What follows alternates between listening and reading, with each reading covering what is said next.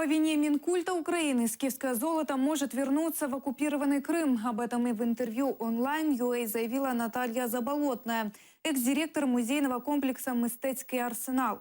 Она считает, что Министерство культуры не смогло должным образом отреагировать на агрессию России в Крыму и на Донбассе, из-за чего потеряло культурные ценности. В бездеятельности и халатности Заболотная винит главу Минкульта Евгения Нищука.